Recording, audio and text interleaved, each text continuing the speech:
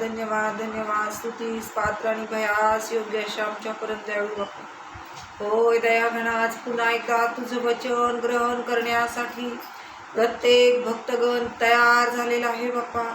प्रत्येकाच्या अंतकरणाचा ताबा तू घेतलेला आहेस बाप्पा. प्रत्येकाचे आत्मिक कान आणि नेत्र तू घडलेले आहेत बाप्पा. बोलणाऱ्या जिभेला तू स्पर्श केलेला आहेस बाप्पा. येणारं वचन तुझ्याकडून आहे बाप्पा. आणि तुझ्याकडून आलेलं वचन ग्रहण करत असताना तुझ्या पवित्र आत्म्याचं सहाय्य तू ऐकणाऱ्या प्रत्येक भक्ताला पुरवत आहेस बाप्पा. म्हणून आम्ही तुझी उपकार स्तुती करतो. होय दयागणास, तुझ्या वचनाद्वारे तू आमच्याशी बोलत आहे. बोल, तुझा दास ऐकत आहे बाप्पा. तू देत बाप्पा त्या पवित्र आत्म्याचं कार्य आमच्या जीवनात. तारणारा प्रभू येशू ख्रिस्त याच्या नावाने मागते म्हणतोय.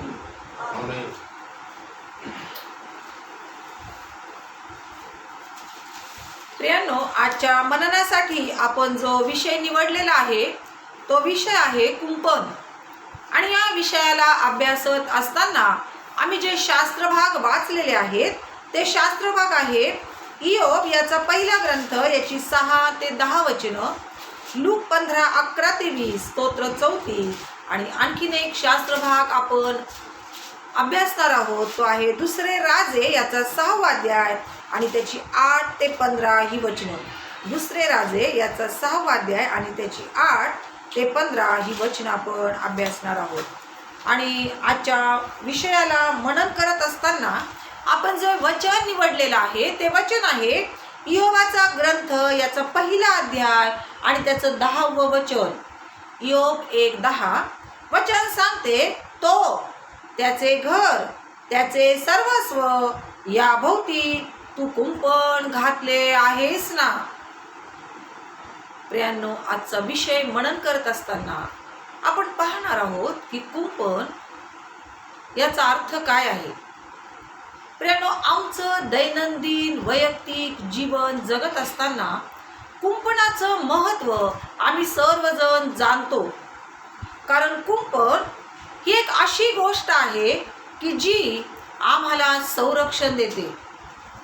आम्ही घराभोवती कुंपण घालतो, आम्ही शासकीय कार्यालयाभोवती कुंपण घालतो, आम्ही इमारतींभोवती कुंपण घालतो, शाळांभोवती दवाखान्यांभोवती कुंपण घालतो.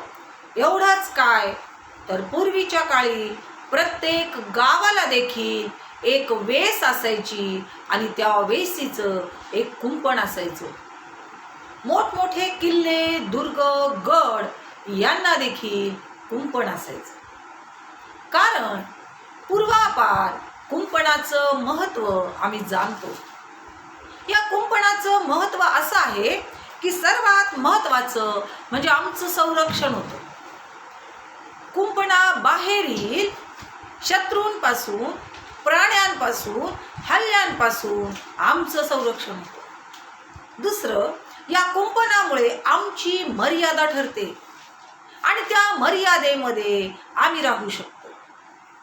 तिसरं महत्त्व हे आहे की कुंपणामुळे काय होतं तर आम्हाला त्या जागेमध्ये आमचा मालकी हक्क सांगता येतो. त्या जागेचा विनियोग आम्हाला आमच्या मर्जीप्रमाणे करता येतो. आणि सर्वात महत्त्वाचं, कुंपणाचा उपयोग त्या कुंपणामध्ये असलेल्या आमच्या मालकीच्या जागेवर आम्हाला हवं तसं सुशोभीकरण, झाडांची लागवड किंवा कोणत्याही गोष्टी करू शकतो. आणि म्हणून हे कुंपण महत्त्वाचं आहे. यातला सर्वात महत्त्वाचा मुद्दा म्हणजे कुंपणाच्या आत जे आहे, मग ते आमचं जीवन आहे, आमचं घर आहे, आमचं कुटुंब आहे, आमचं कार्यालय आहे, ते काहीही आहे, त्याचं या कुंपणामुळे संरक्षण होतं. आणि म्हणून कुंपणाला मानवी जीवनामध्ये फार महत्त्व आहे. आज आपण पाहतो की टेक्नॉलॉजी इतकी प्रगत झालेली आहे की वेगवेगळ्या प्रकारची आयती कुंपणं तयार झालेली आहेत. तारेचं, सिमेंटचं, विटांचं, दगडमातीचं, फायबरचं असे अनेक प्रकारची कुंपणं तयार झालेली आहे. कारण त्या कुंपणाला मानवी जीवनामध्ये महत्त्व आहे. प्रियानो, आज या कुंपणाचं आमच्या आध्यात्मिक जीवनात काय महत्व आहे हे आम्ही पाहणार आहोत. आणि आमच्या जीवनामध्ये एक अदृश्य असं कुंपण घालणारा कोण आहे, ते कशा प्रकारचं आहे, ते आमच्या जीवनात कसं कार्य करतं, ते आज आम्ही अभ्यासणार आहोत. जे वचन आम्ही आज वाचलेलं आहे ते वचन आहे इयोब 1 अध्याय आणि 10 वचन.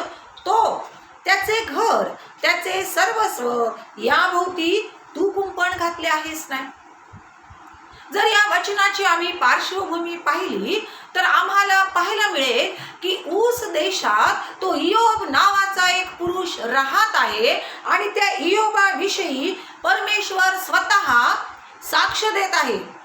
जो शास्त्रभाग आपण वाचलेला आहे त्या शास्त्रभागामध्ये आपण पाहतो की एक दिवस त्या परमेश्वरासमोर मानवपुत्र आणि देवपुत्र आणि त्यांच्यामध्ये सैतान देखील उभा राहिलेला आहे. आणि त्यावेळेस परमेश्वर या देवपुत्रांशी संवाद साधत असताना हा परमेश्वर त्या सैतानाला विचारत आहे की काय या भूतलावर तुला इयोबाच्या तोडीचा सात्विक, सरळ, धार्मिक आणि पापापासून दूर राहणारा कोणी पुरुष आढळला काय. देव स्वतः या इयोबाची साक्ष देत आहे आणि त्यावेळेस हे पृथ्वीवर हिंडून फिरून निरीक्षण करणारे सैतान देवाला म्हणत आहे की तो इयोब तुझं भय काय फुकट बाळगतो काय. तो तुझं भय फुकट बाळगत नाही, तर तो त्याचं घर, त्याचे सर्वस्व याभोवती तू कुंपण घातलं आहेस. म्हणजे कुंपण घालणारा आमचा सर्वसमर्थ परमेश्वर आहे हे सैतानाला देखील माहित आहे.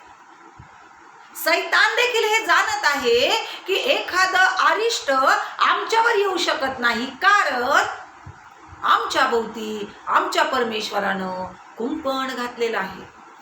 केवळ आमच्या भोवतीच नाही तर सैतान म्हणतो तो त्याचं घर, त्याचं सर्वस्व याभोवती तू कुंपण घातलेलं आहे. प्रियांनो, कुंपण घालणारा आमचा परमेश्वर आहे आणि त्यानं इयोबाभोवती का कुंपण घातलेलं आहे तर त्याचं उत्तर देखील आम्ही वाचतो की तो सात्विक, सरळ, धार्मिक आणि पापापासून दूर राहणारा पुरुष आहे. तो असा पुरुष आहे की त्याच्या तोडीचं कोणी नाही. आणि अशा या धार्मिक पुरुषाला परमेश्वरानं एक कुंपण घातलेलं आहे आणि त्या कुंपणामध्ये समृद्ध आणि आशीर्वादित असं जीवन हा इयोब जगत आहे. आणि सैतानानं हे मान्य केलेलं आहे की हे परमेश्वरा, तू त्या इयोबाभोवती कुंपण घातलेलं आहेस. होय प्रियांनो, आमचा परमेश्वर आमच्या भोवती कुंपण घालत असतो. दावीद राजाने अद्भुत अनुभव त्याच्या जीवनामध्ये कित्येक वेळा घेतलेला आहे. शौल राजा त्याच्या पाठीमागं त्याचा जीव घेऊ पाहण्यासाठी लागलेला आहे आणि जंगलामध्ये, दऱ्याखोऱ्यांमध्ये, डोंगरांमध्ये जीव घेऊन धावत असताना, पळत असताना अनेक वेळा या दावीद राजाचं परमेश्वरानं संरक्षण केलेलं आहे, त्याच्या भोवती कुंपण घातलेलं आहे. आणि म्हणून जे स्तोत्र आपण वाचलं त्या स्तोत्रामध्ये 34व्या स्तोत्रातील 7व्या वचनात दावीद राजा लिहितो, परमेश्वराचा दूत त्याचे भय धरणाऱ्या सभोवती छावणी देतो आणि त्याचे रक्षण करतो. आमचा परमेश्वर जो त्याचं भय धरून वागतो त्याच्या भोवती एक नाही तर छावणी देतो म्हटलेलं आहे. छावणी म्हणजे काय आहे तर सैन्यांची एक तुकडी तो तिथे ठेवतो. एक सैन्य नाही तर सैन्यांची तुकडी. प्रियांनो, कल्पना करा, जर आमच्या घराजवळ सैन्यांनी छावणी दिलेली आहे तर आम्ही कशाला घाबरू का. अरे दिवसरात्र ते सैन्य जर आमच्या संरक्षणासाठी तैनात आहे तर आम्हाला घाबरण्याचं काय कारण. इथं दावीद राजा म्हणतो की परमेश्वर त्याचं भय धरणाऱ्यांभोवती काय करतो तर छावणी देतो, सैन्यांची तुकडी पाठवतो, कारण त्याला संरक्षण करायचं असतं. ती छावणी देऊन तो त्याचं संरक्षण करतो. ह्याचा अनुभव दावीद राजानं आपल्या जीवनामध्ये घेतलेला आहे. आणि म्हणून तो इथं ठामपणे सांगत आहे की परमेश्वर देवदूतांची छावणी देतो, तो रक्षण करतो, कारण आमचा परमेश्वर आमच्या भोवती कुंपण करणारा परमेश्वर. प्रियानो, हे कुंपण आमच्या मानवी डोळ्यांना, आमच्या शारीरिक डोळ्यांना दिसत नाही. ते अदृश्य असं कुंपण आमचा परमेश्वर आमच्या भोवती घालत असतो. आणि यासाठी आपण शास्त्र भाग वाचूया. दुसरे राजे याचा 6वा अध्याय आणि त्यातली काही वचन आपण वाचणार आहोत. दुसरे राजे याचा 6वा अध्याय आणि त्याची 8 ते 15 ही वचन आपण वाचूया. मग आरामाच्या राजाने इस्रायलांबरोबर युद्ध आरंभिले. त्याने आपल्या सेवकांबरोबर अशी मसलत केली का अमुक अमुक ठिकाणी आपण तळ द्यावा. पहा प्रियानो, इथं काय झालेलं आहे तर आरामाचा राजा हा इस्रायलाच्या राजावर चालून येऊ पाहत आहे. आणि त्यानं काय केलेलं आहे तर या आरामाच्या राजानं आपल्या सेवकांबरोबर मसलत केलेली आहे आणि आपल्या सेवकांना सांगितलेलं आहे की अमुक अमुक ठिकाणी जाऊन तुम्ही तळ द्यावा. आणि पुढं काय झालेलं आहे, तेव्हा देवाच्या माणसाने इस्रायलाच्या राजाला सांगून पाठविले, सावध राहा, अमुक अमुक ठिकाणी जाऊ नका, तेथे आरामी लोक चढाई करून येणार आहेत. पहा, आरामाचा राजा आपल्या सेवकांना सांगत आहे त्या इस्रायलाच्या राजावर तुम्हाला चढाई करून जायचं आहे. आणि तिकडे इस्रायलाच्या त्या राजाला देवाचा सेवक जाऊन सांगत आहे की हे राजा, तू सावध राहा, तू अमुक अमुक ठिकाणी जाऊ नको, कारण तेथे आरामी लोक तुझ्यावर चढाई करून येणार आहे. पुढे आपण वाचूया. तेव्हा त्या ठिकाणी जाऊ नको अशी सूचना इस्रायलाच्या राजास देवाच्या माणसाने केली होती. तेथे त्याने लोक पाठविले. असा आपला बचाव त्याने एकदा दोनदाच नव्हे तर अनेकदा केला. बघा, देवाच्या सेवकानं इस्रायलाच्या राजाला अशी सूचना दिल्यामुळं त्या इस्रायलाच्या राजाचा बचाव झालेला आहे. आणि देवाचं वचन सांगतं एकदा नाही तर अनेकदा त्या राजाचा बचाव झालेला आहे. इकडं आरामाचा राजा योजना करत आहे की इस्रायलाच्या राजावर चालून जावं. तिथं इस्रायलाच्या राजाला एक देवाचा सेवक सावध करत आहे आणि त्या इस्रायलाच्या राजाला एकदा नाही तर अनेकदा संरक्षण मिळालेलं आहे. कशा प्रकारे हे संरक्षण मिळालेलं आहे?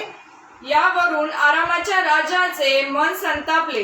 त्याने आपल्या सेवकास बोलावून विचारले, आपल्यातला कोण इस्रायलाच्या राजाच्या पक्षाचा आहे हे तुम्ही मला दाखवून देणार नाही काय? आरामाच्या राजाला संताप आलेला आहे.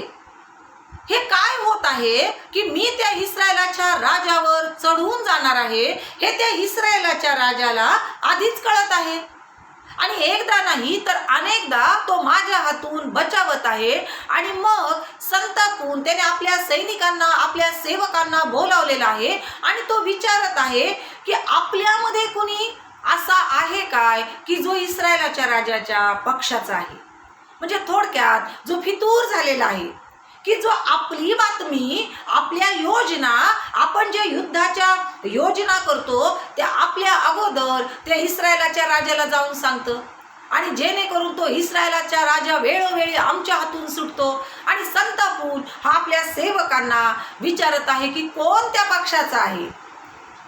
त्याच्या एका सेवकाने त्यास सांगितले, माझे स्वामीराज, असा कोणी नाही, पण आपण शयनगृहात बोलता ते शब्द इस्रायलातला संदेष्टा अलिशा हा इस्रायलाच्या राजास कळवितो. पहा प्रियांनो, सेवक काय म्हणत आहे, महाराज, असा कोणीच नाही की तो फितूर आहे, तो त्यांच्या पक्षाचा आहे, पण तुम्ही शयनगृहात जे बोलता.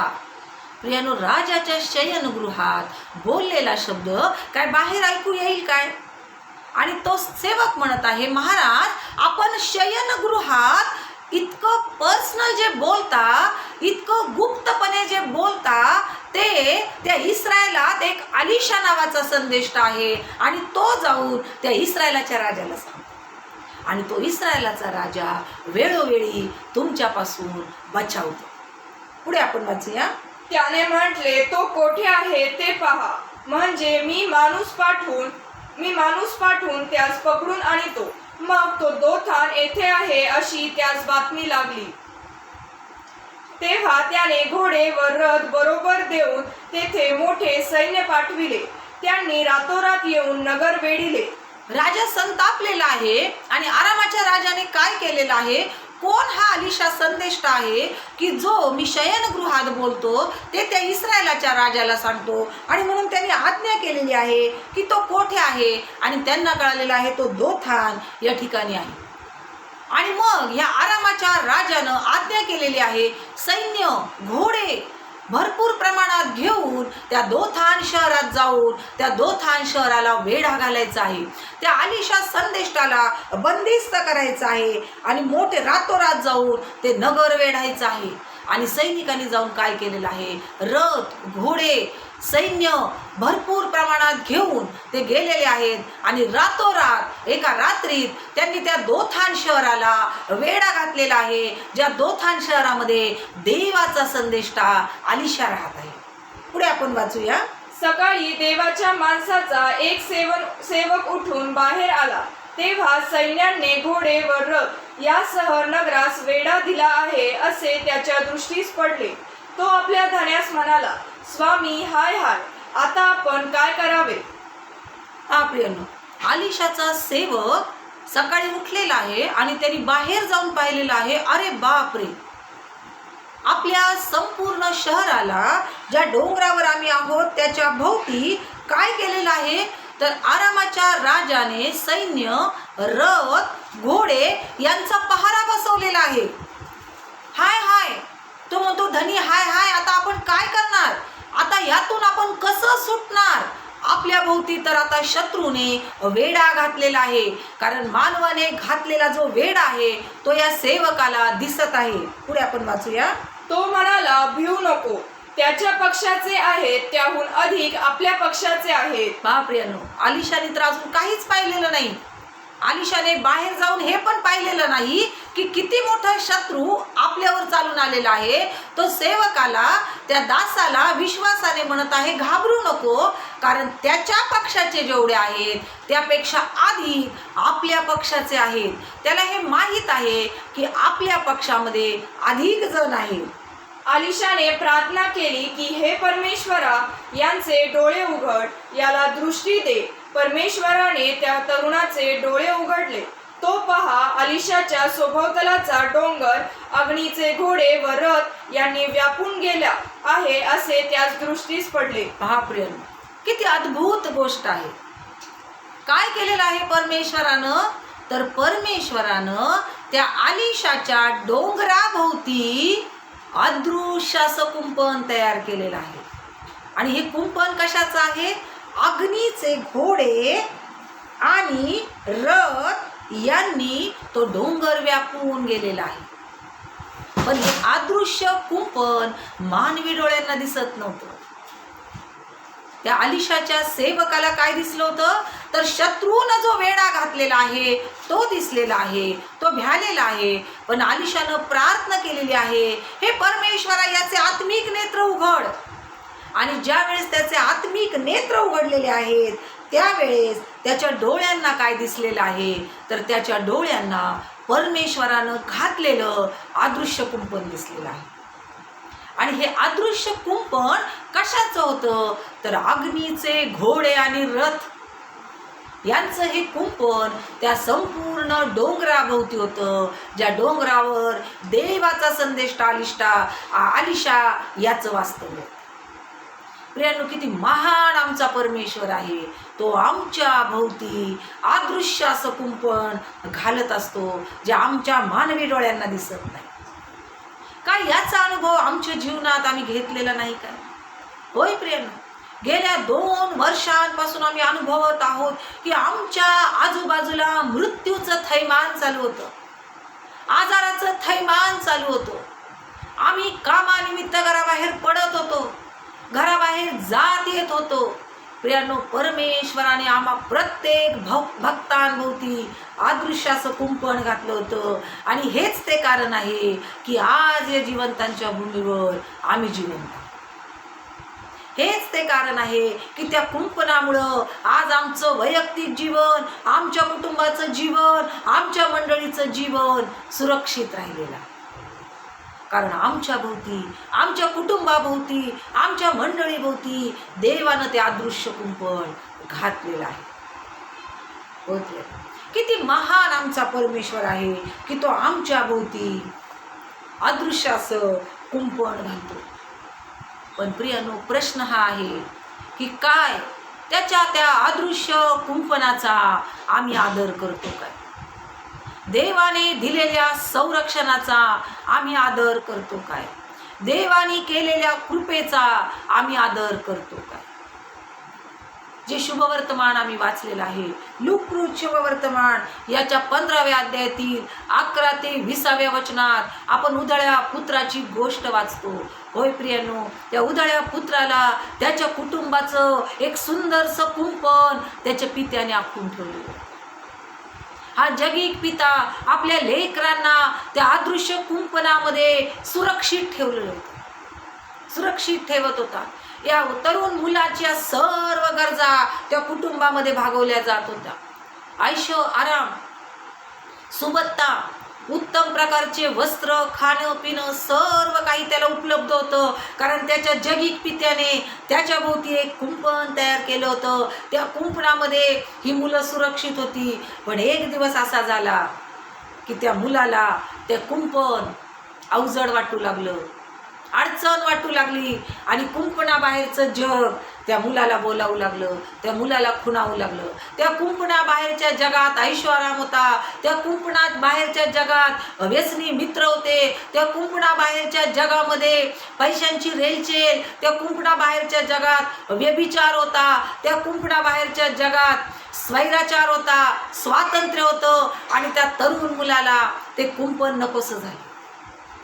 ते पित्याने आखून दिलेलं कुंपण तोडण्याची त्याला इच्छा झाली. त्या कुंपणातून त्याला बाहेर जावंसं वाटलं आणि तो एक दिवस आपल्या वडिलांना म्हणतो की बाबा, मला आपल्या मालमत्तेतला माझा वाटा द्या.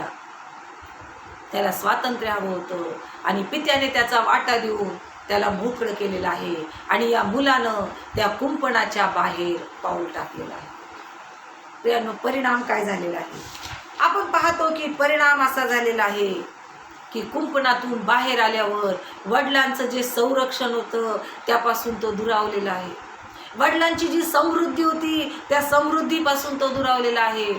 आयुष्य, आराम, व्यभिचार, विलास, सुखविलास, रंगेलपणा, दारूबाजी सर्व काही झालेलं आहे. आणि त्या देशात दुष्काळ पडलेला आहे आणि सर्व मित्र सोडून गेलेले आहेत. आणि आता ह्या मुलाला त्या कुंपणाची आठवण व्हायला लागलेली आहे की माझ्या बापाच्या घरी, माझ्या बापाच्या कुंपणात मी किती समृद्ध होतो, माझ्या बापाच्या घरी किती समृद्धी आहे. आणि आता तो म्हणतो की मी हा स्वैराचार सोडल, हे स्वातंत्र्य नको मला, ह्या कुंपणाबाहेरचं जीवन मला नको.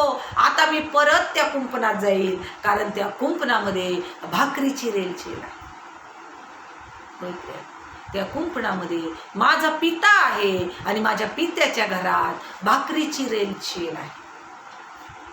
आमचा स्वर्गीय पिता आमच्या जीवनाभोवती, आमच्या कुटुंबाभोवती, आमच्या मंडळीभोवती एक सुंदरसं कुंपण तयार करतो. पण त्या कुंपणात जर राहायचं तर आम्हाला नियम देतो.